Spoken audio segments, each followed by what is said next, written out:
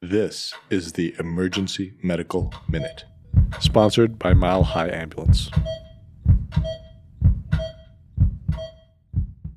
Hey EMM, in an effort to tangibly improve our organization's commitment to equity, diversity, and inclusion, we created the Diversity and Inclusion Award that fourth-year medical students that identify as underrepresented in medicine and are applying to emergency medicine residencies are eligible to apply for. We understand that the cost of applying to residency adds up, and we want to do what we can to ease that financial burden. We are extending 3 $200 awards to selected individuals following a blinded review of all applications. Applications will be accepted through the end of November, and winners will be announced mid-December. Check out our website at www.emergencymedicalminute.org/EDI-award for all the details and to access the free application, or click the link in our show notes. So we're going to do orthopedics and talk about dislocations of the lower extremity.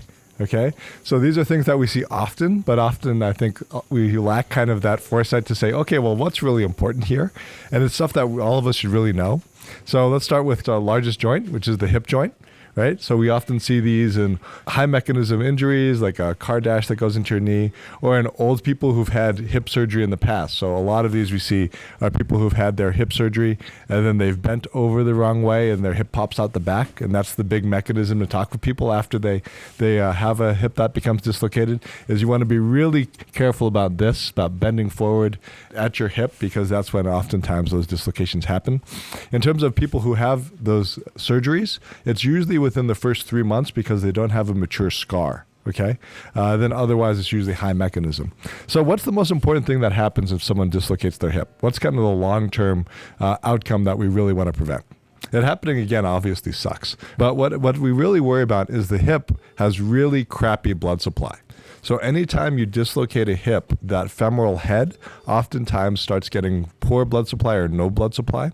So these are somewhat time-sensitive issues. So if you leave a hip out for 6 hours, or old Mima falls on the floor and she has her own hip and it's out for 6 hours, the chance that that hip is going to die, that hip joint, that femoral head's going to die, and she's going to need a full hip replacement in the next 2 years is really high. So, we want to try to get these in as quickly as possible in terms of getting the sedation ready, getting these hips back in, because people do better long term. So let's talk about the knee. So what do you guys know about knee dislocations? And I'm not talking about patellar dislocations, but actual knee dislocations. Yeah, so these are the things that make it on the sports center, right? And that you see the person like blow out their knee all the time. And of all the dislocations of the lower extremity, the knee is the one that should worry you the most. Okay, and there's a few reasons for that. The first is it's really tricky. When you think about most joints, when they come out, they stay out, right? If it's a shoulder, if it's a hip, if it's something else. But in terms of the knee will often show up and look absolutely normal, because it really is just two plates that are kind of held together by ligaments, kind of gliding on top of each other. So oftentimes someone will have a significant injury at a football practice or at a mountain bike, and they'll come in, and at least anatomically, you'll get x-rays and that knee will look fine. So what's the big thing, though, that you have to worry about a knee dislocation? Anyone know? So the ligaments are, obviously the thing that you hear most about, because a lot of us with our Colorado lifestyles are going to tear an ACL, etc. But the actually big thing you worry about is vascular. So the popliteal artery kind of runs behind the knee, right? So posterior dislocations are worse than anterior. But the thing that's really bad about it is it's tethered above and below the joint to the bone. Right? So it doesn't really accept, it doesn't really float, it doesn't really accept when that knee kind of goes back and forth really badly. And if you tear your popliteal artery or have an injury to the popliteal artery and you don't identify it within the first 6 hours that person has poor blood flow, that person usually has around an 80% chance or more of losing that leg. Okay?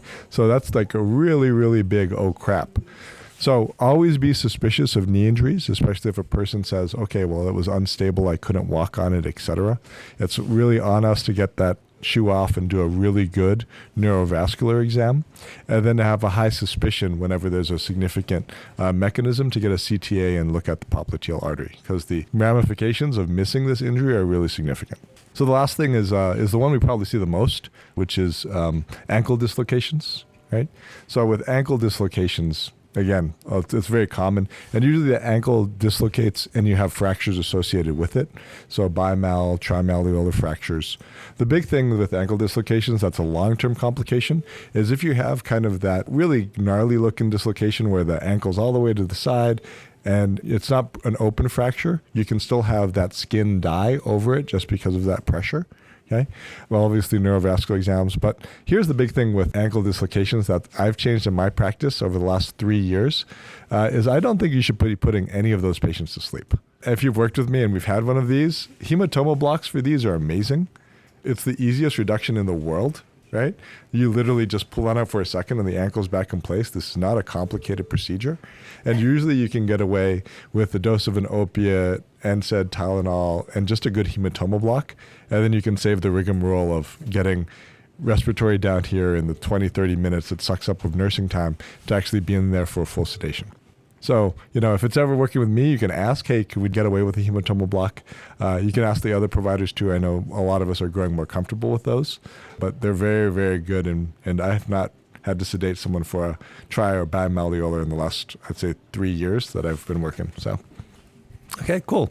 So, ankle dislocations, knee dislocations, and hip dislocations. We'd like to thank our sponsor, Health One Continental Division, and Swedish Medical Center for their financial contributions to the EMM. Donations from them and listeners like you make it possible for us to fulfill our mission of producing and spreading free medical education to the masses. If you enjoy our show, please consider making a one-time or recurring donation to help cover our operational costs and keep the EMM awesome. Click on the link in our show notes to make a donation. Thank you for listening.